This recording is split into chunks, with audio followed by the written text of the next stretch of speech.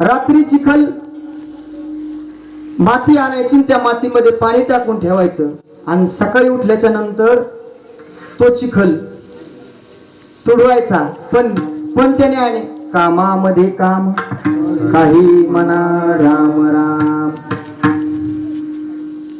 आणि अशा प्रकारे संत गोरोबा काकाचा हा धंदा महाराज उदरनिर्वाहासाठी लागणारा धंदा.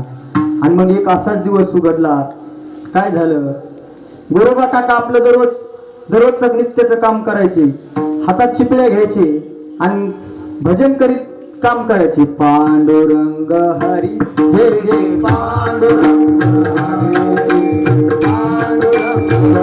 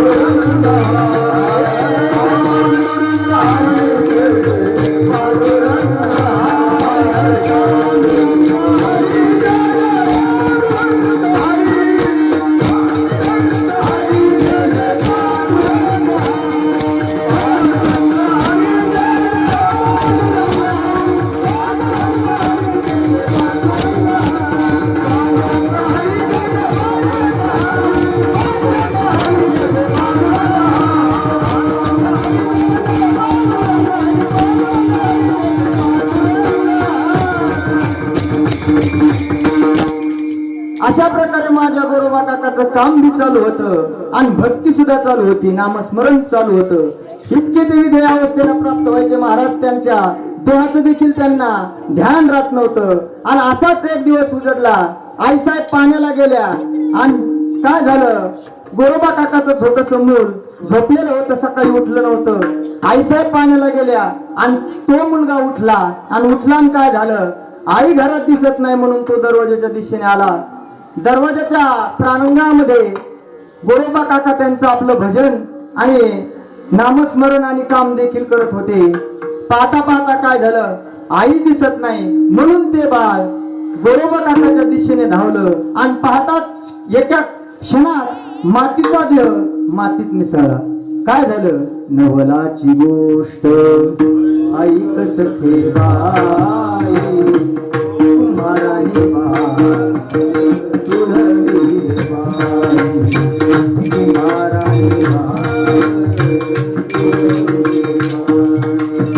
अशा प्रकारे गोरोबा काकाची महाराज अवस्था झाली आणि पाहता क्षणी मातीचा देह मातीत मिसळला. महाराज एवढी नामस्मरणामध्ये काय होती त्यांची, नामस्मरणामध्ये ते तल्लीन झालेले होते. काया वाचा आणि मन, त्यांचं मन राम झालेलं होतं. असे जे भक्त रात्रंदिवस नामाचा उच्चार रात्रंदिवस. महाराज काय झालं, मुलं उठविले कुंभारा,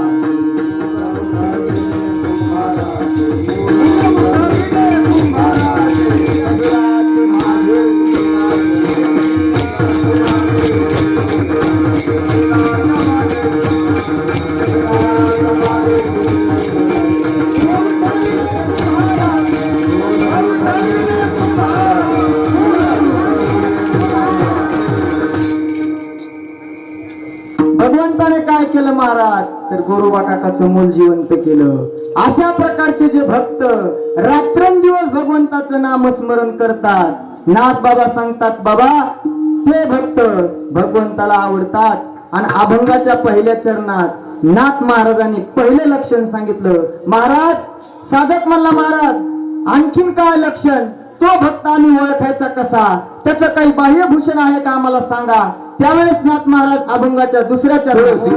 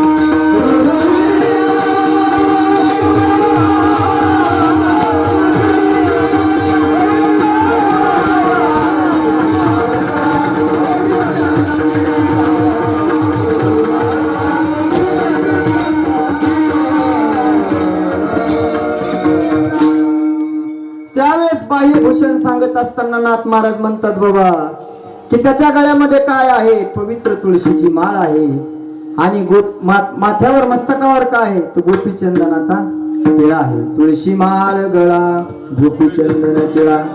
का? कारण की बाह्यभूषणावरच माणसाला माणसाची ओळख होती. मला सांगा, खाकी कपडे असले तर कोण? काळाच कोटे, तुमचा नाही बरं का, काळाच कोटे आणि काळीच पॅन्ट आहे, कोण आहे? विठ्ठल.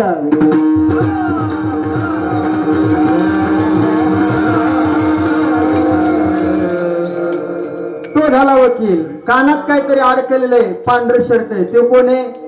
डॉक्टर आहे. हे बाह्यभूषण आहेत. बाह्यभूषणावरून माणसाची ओळख होत असते. ज्यावेळेस नाथ बाबाला विचारलं बाबा बाबा त्या भक्ताचं बाह्यभूषण काय, त्यावेळेस नाथ महाराज सांगतात बाबा त्याचं बाह्यभूषण हे आहे की तुळशी माळ गळा गोपीचंदन टिळा. हे दोन लक्षण त्याचे बाह्य आहे. पण त्याचा अंतर्गाभाऱ्याचं लक्षण कसं आहे तर हृदय कळवळा वैष्णवांचा. त्या भक्ताच्या हृदयामध्ये वैष्णवाविषयी काय पाहिजे? कळवळा. आता वैष्णव आडनावाच्या माणसाविषयी पाहिजे का वैष्णवाविषयी? मग ते वैष्णव कोण? वैष्णव तो जया.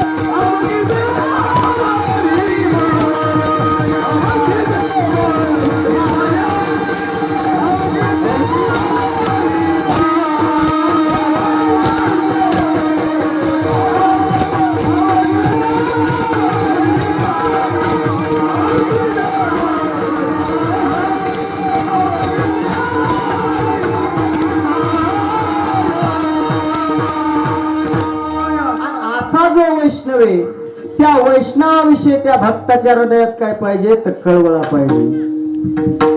हृदय कळवळा वैष्णवांचा.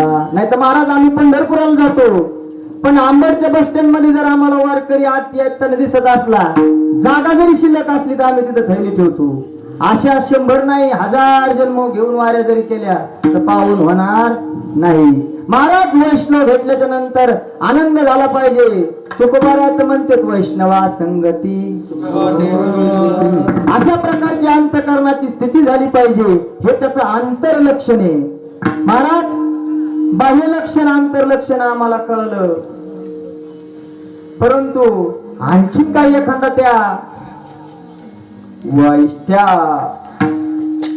भक्ताचं लक्षण शिल्लक आहे का? त्यावेळेस नाथ बाबा म्हणले बाबा आता एवढंच लक्षण सांगतो कारण की याच्या व्यतिरिक्त दुसरं कोणतंही लक्षण शिल्लक नाही. अभंगाच्या तिसऱ्या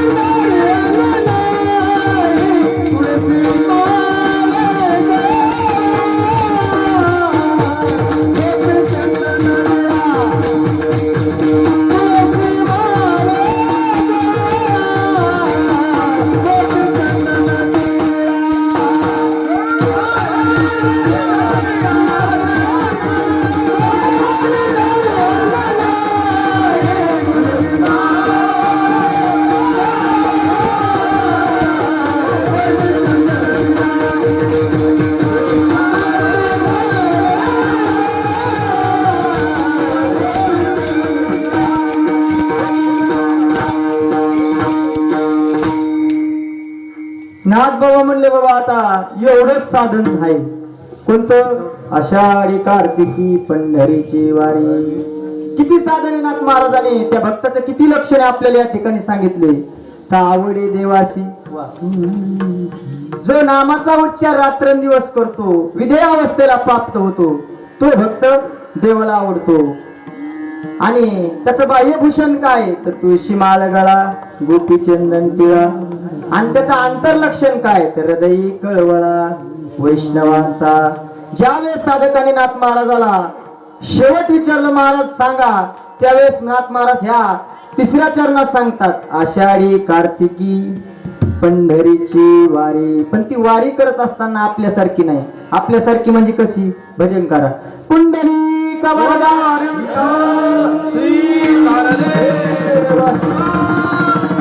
पंढरीनाथ. अशा दोन मावश्या आपल्या घनसंगी तालुक्याची एक आजीबाई आणि एक परतूर तालुक्याची आजीबाई आंबडच्या बस स्टँडला भेटले. वारीला निघले महाराज.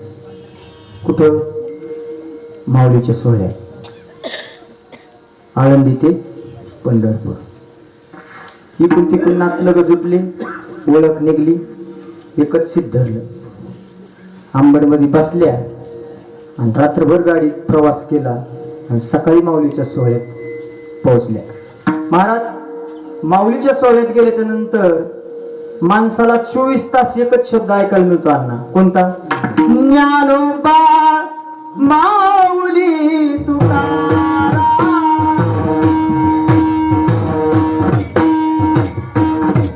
ज्ञानोबा माऊली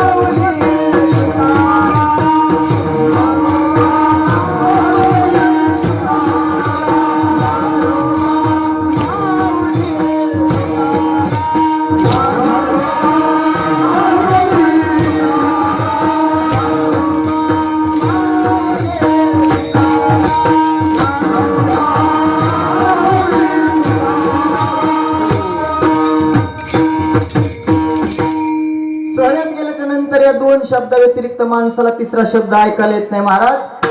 पण दोघी आजीबाई गेल्याच्या नंतर त्यांनी एका दिंडीमध्ये काय केलं? त्यांचं नाव नोंदणी केलं, कार्ड घेतलं. मला सांगायचं कशा प्रकारे आषाढी आणि पंढरीची वारी केली पाहिजे. आणि दोघींनी काय केलं?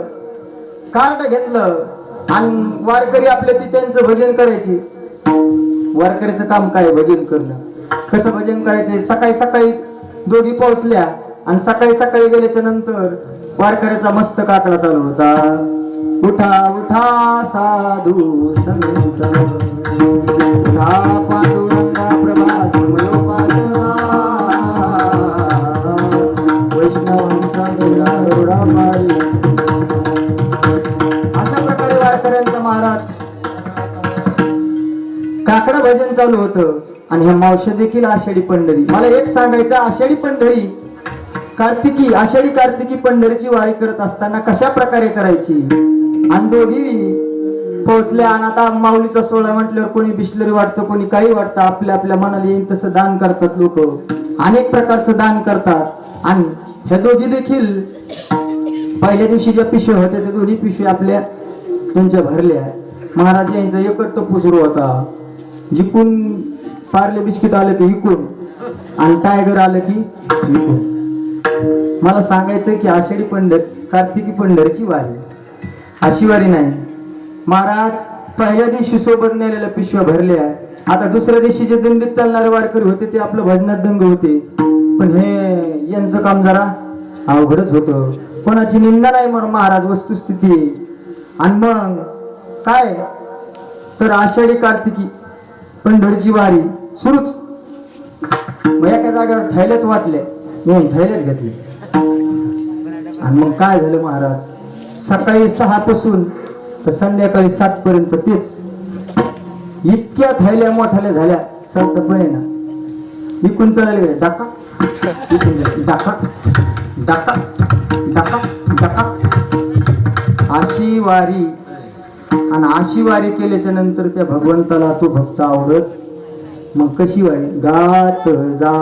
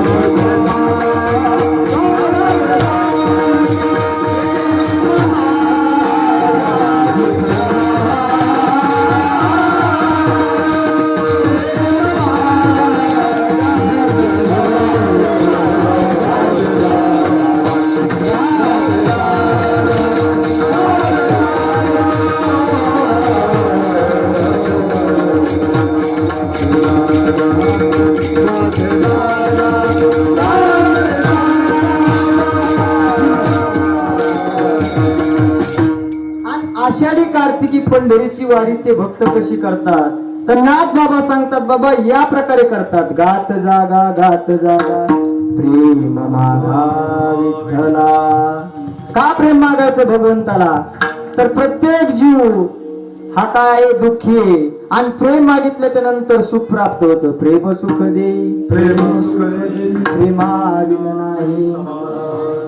त्यामुळे प्रत्येक व्यक्तीने वारी करत असताना कशी केली पाहिजे. गात जागा त्या भक्ताचं लक्षण सांगताना नाथ बाबा सांगतात बाबा की आषाढी कार्तिकी पंढरीची वारी साधन निर्धारी आन नाही.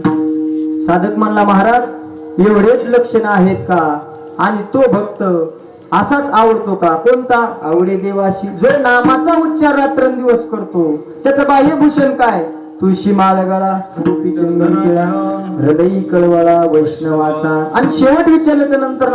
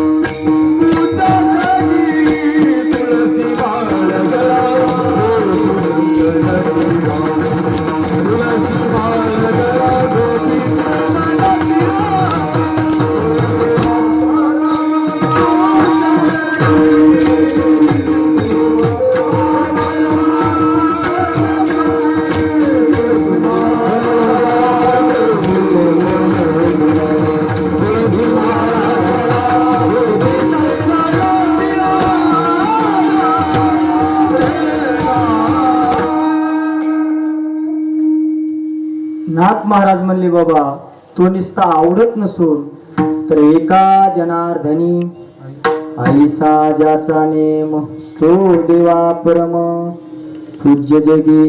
एकदा हात वर करा. 10 मिनिटात आपण शिवा या ठिकाणी भावार्थ पाहणार आहोत आणि टाइम झालेला आहे त्यामुळे 10 मिनिटातच आपण या ठिकाणी शिवेला पूर्ण विराम देणार. एकदा पुरुष मंडळी हात वर करा. हो पार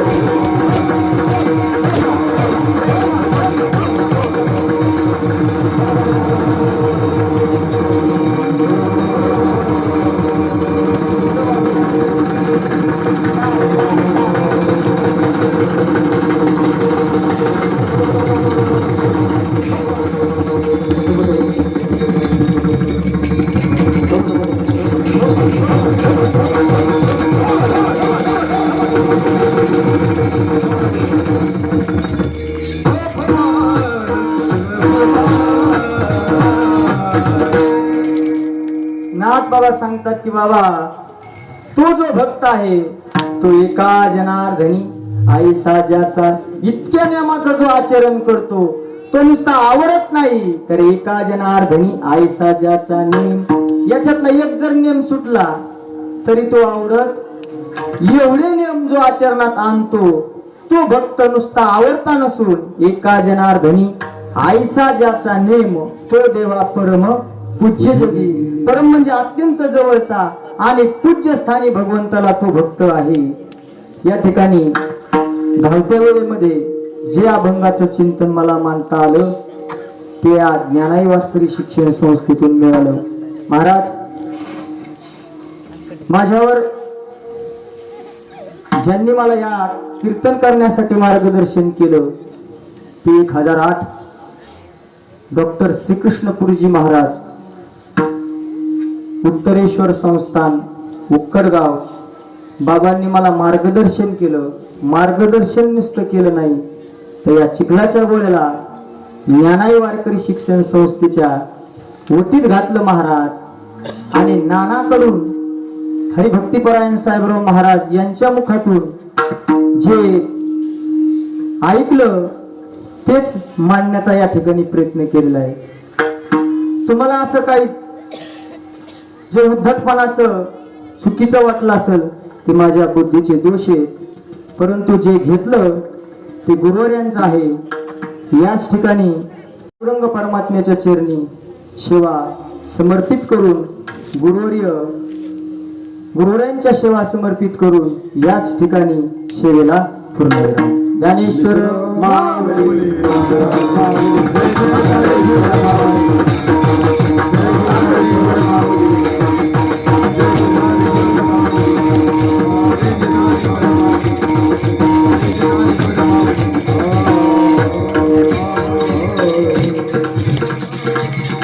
हरिभक्तपरायण नारायण महाराज, हरिभक्तपरायण सुदाम महाराज,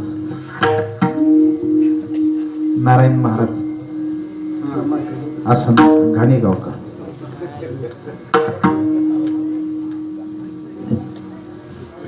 तुम्ही काय मागून येऊन थोडंच नंबर लावता.